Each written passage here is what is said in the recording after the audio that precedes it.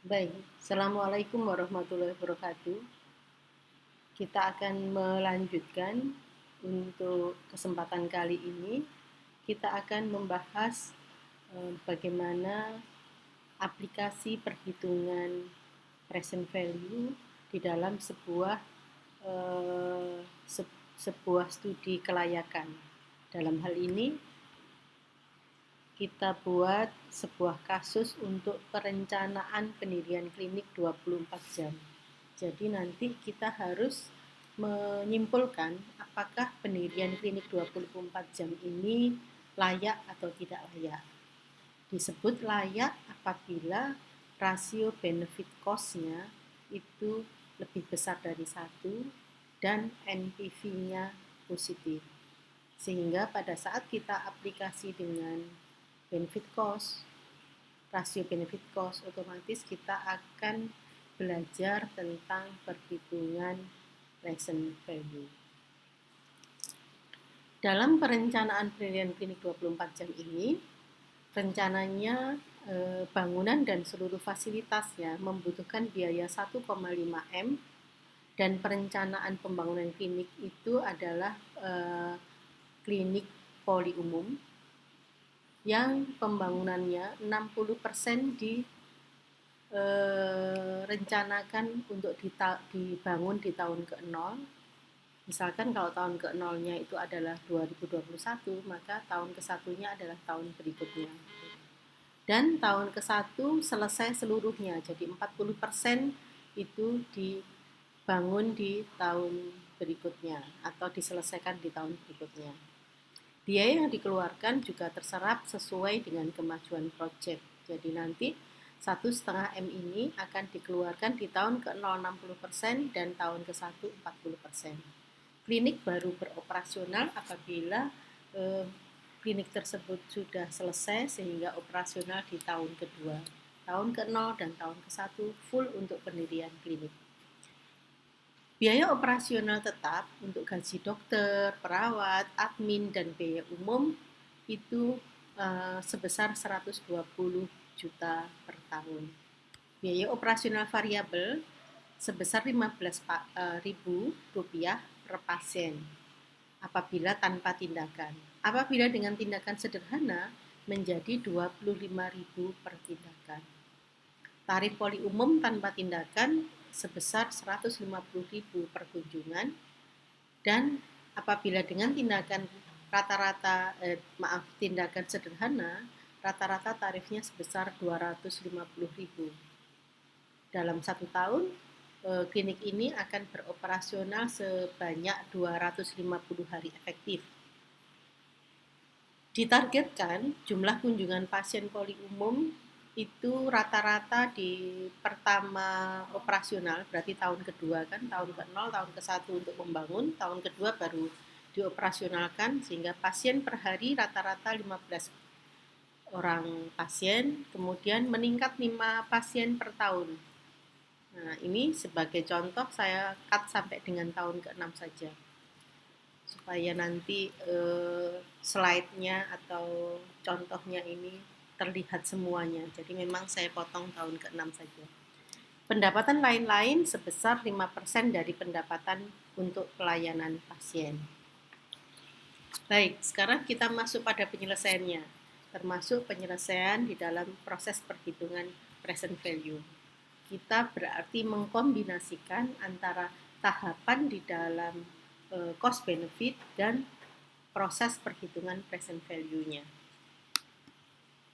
Oke, tahap pertama adalah kita melakukan identifikasi. Nanti identifikasi untuk unsur-unsur benefit dan unsur-unsur cost. Di sini uraiannya ini adalah uraian identifikasi ini. Uraian untuk perencanaan pembiayaan klinik itu membangun bangunan dan fasilitas, biaya operasional, biaya variabel per pasien tanpa tindakan, biaya variabel pasien dengan tindakan sederhana, perencanaan pendapatan klinik, baik pendapatan untuk tanpa tindakan maupun dengan tindakan, dan pendapatan lain-lain. Nah, ini semua yang saya sebut sebagai langkah pertama tadi. mengidentifikasi unsur benefit dan unsur cost. Kemudian pada saat kita selesai melakukan perincian unsur benefit dan cost, tahap kedua adalah kita menentukan angka nominal yang dikeluarkan dan akan didapatkan di masing-masing tahun. Nah, ini sesuai dengan contoh kasus yang tadi saya bacakan. Bangunan dan fasilitas itu dikeluarkan 60% dari 1,5 M dan 40% dari 1,5 M. Jadi tahun ke-0 dan tahun ke-1. Biaya operasional tetap berarti dimulai di tahun kedua sebanyak 120 juta. Ini berarti 120 juta terus sampai tahun ke-6. Biaya variabel pasien pertindakan. Nah, begitu kita berbicara biaya variabel pasien pertindakan, maka kita membutuhkan biaya pasien tanpa tindakan untuk per orang dan jumlah pasiennya. Makanya di atas ini saya isi dengan informasi yang ada di dalam kasus tadi. Ada jumlah hari efektif, jumlah kunjungan rata-rata per hari, sehingga ketemu jumlah kunjungan tanpa tindakan, yaitu jumlah hari efektif dikalikan dengan jumlah kunjungan per hari. Kemudian jumlah tindakan itu adalah 20% dari jumlah kunjungan rata-ratanya. Ya, insya Allah 20%. Ya, 20%. Ini saya tulis 20% dari jumlah kunjungan tanpa tindakan.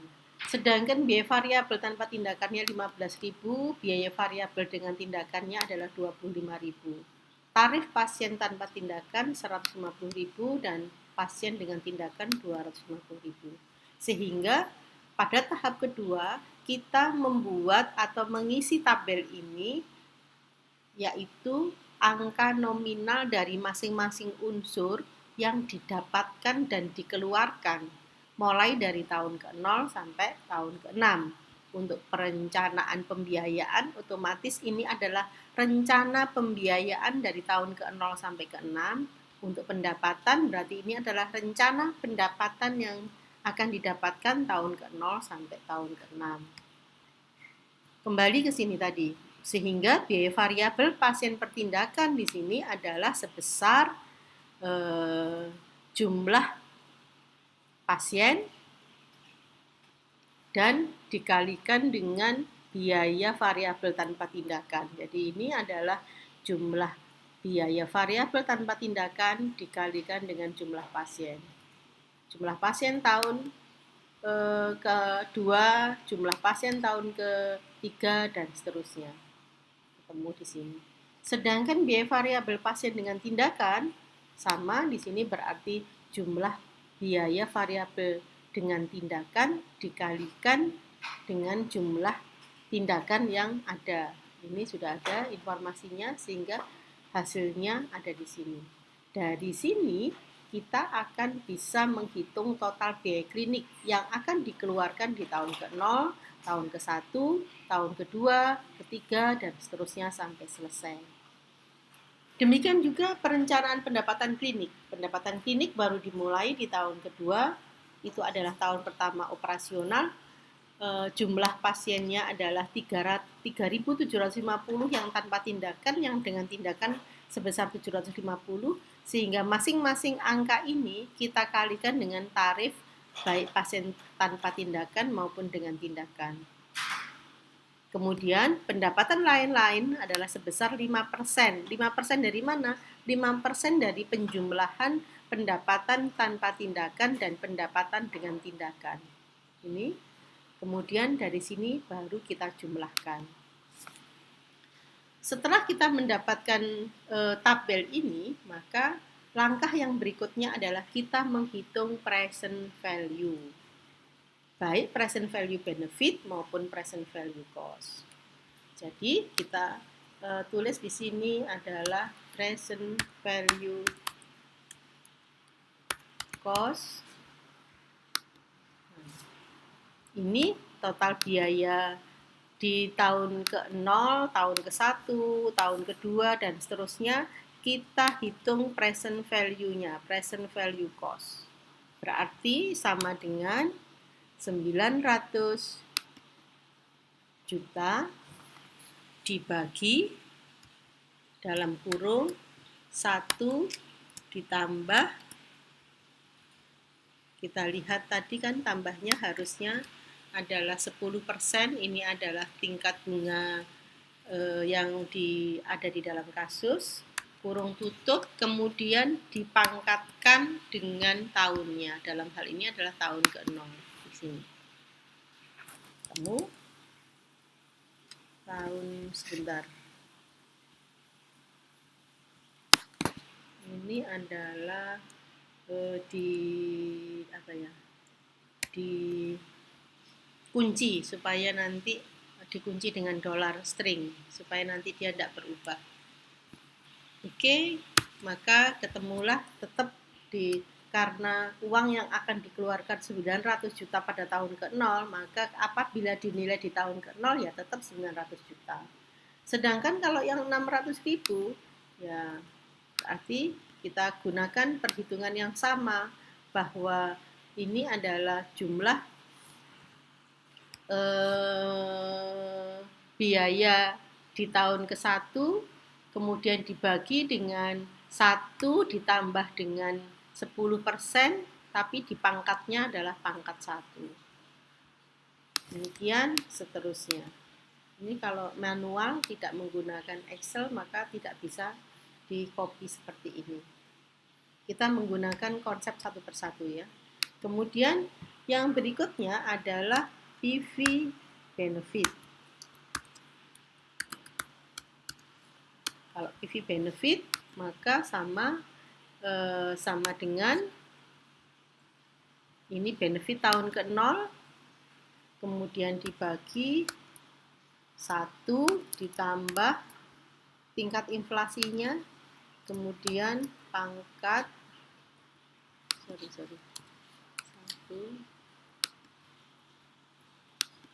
tingkat inflasinya 10%, kemudian dipangkatkan dengan 0. Nah, 0 rupiah. Kemudian kalau ini di drag akan keluarlah PV cost.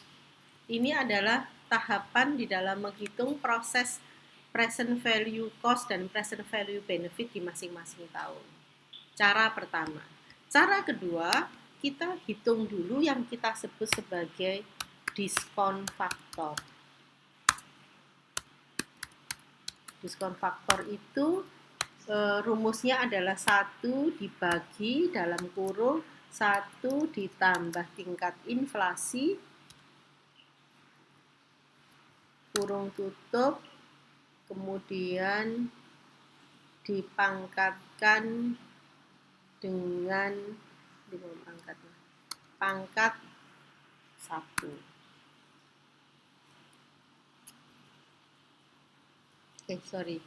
Pangkat T. Nah, sehingga kita membuat rumusnya adalah sama dengan 1. Ini bisa saudara gunakan kalkulator ya. Saudara gunakan kalkulator, coba saudara buka kalkulatornya masing-masing. Kemudian dari kalkulator itu saudara kalkulator di dalam handphone. Kalkulator di dalam handphone.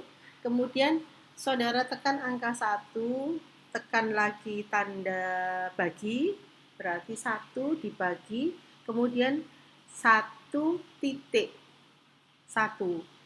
Kenapa kok 1.1? Karena kita menggunakan tingkat inflasinya 10%. Berarti kalau 1 ditambah 10% akan menjadi 1.1. Kalau misalkan tingkat inflasinya 15%, maka nanti saudara harus menggunakan 1 dibagi 1.15. Nah, setelah ketemu 1 dibagi 1.1, maka hasilnya saudara tekan angka sama dengan, maka hasilnya akan menjadi 0,99090. 1 dibagi 1 tambah 10%, kemudian pangkat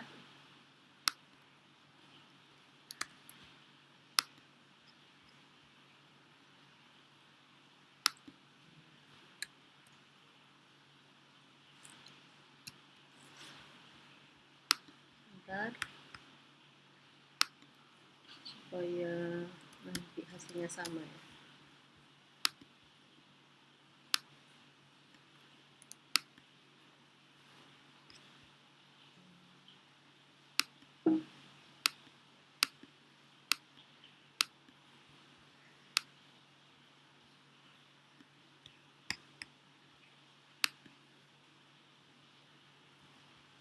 Oke, jadi hasilnya akan ketemu 0,9090. Nah, kalau sudah saudara selesai, maka coba saudara tekan lagi tanda sama dengannya di dalam kalkulator saudara.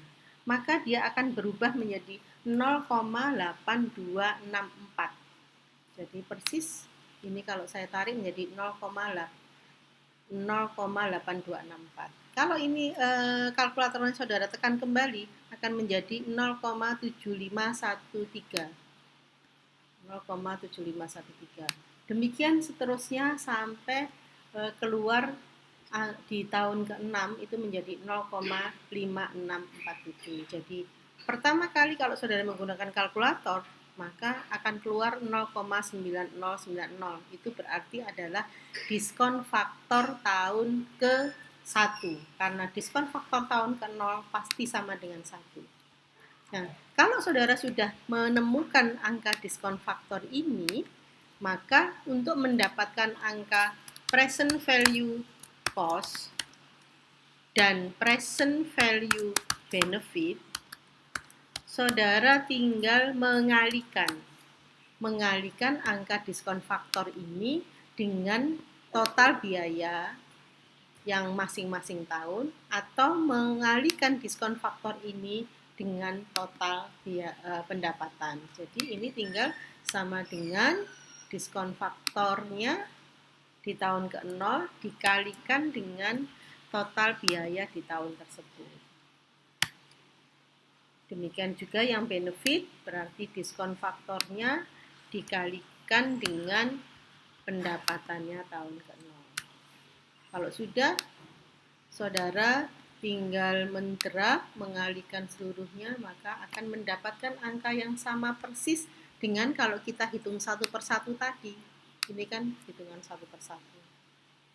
Itu adalah dua contoh aplikasi perhitungan present value cost dan present value benefit yang menghitung satu persatu present value-nya maupun dengan menghitung diskon faktor terlebih dahulu baru dikalikan. Kalau sudah, maka kita bisa menghitung sigma atau jumlah present value cost dan jumlah present value benefit. Berarti ini sama dengan penjumlahan present value cost dan yang ini sama dengan penjumlahan present value benefit. Oke, maaf. Sebentar, sama dengan sum.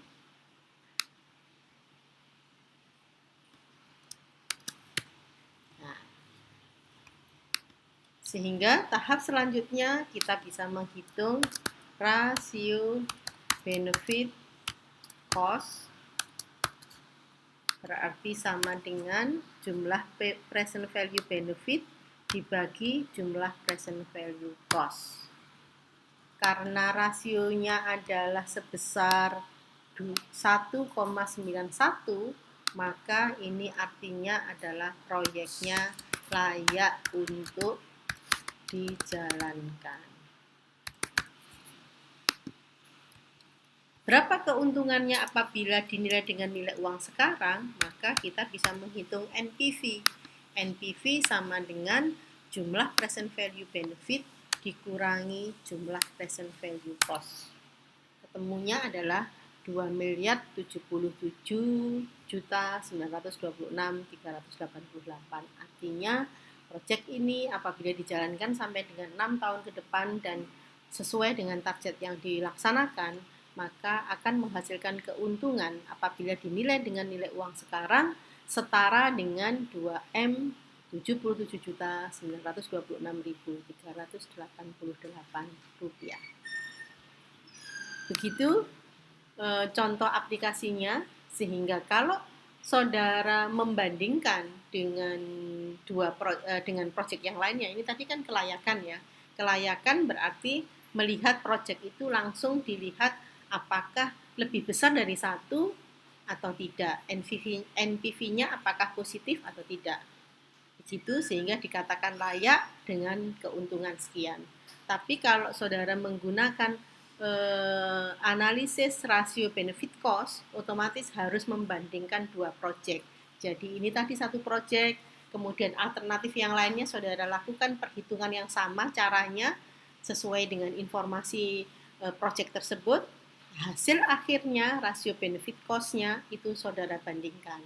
Mana yang lebih besar dan lebih besar dari satu, itulah yang direkomendasikan dan dikatakan lebih menguntungkan. Begitu, mudah-mudahan apa yang saya sampaikan jelas dan silahkan saudara nanti mencoba dengan menggunakan kasus-kasus lain sehingga saudara bisa mengimplementasikan analisis cost benefit analysis ini sekaligus mempraktekkan teori present value dan NPV. Itu yang bisa saya sampaikan. Terima kasih banyak. Selamat belajar. Assalamualaikum warahmatullahi wabarakatuh.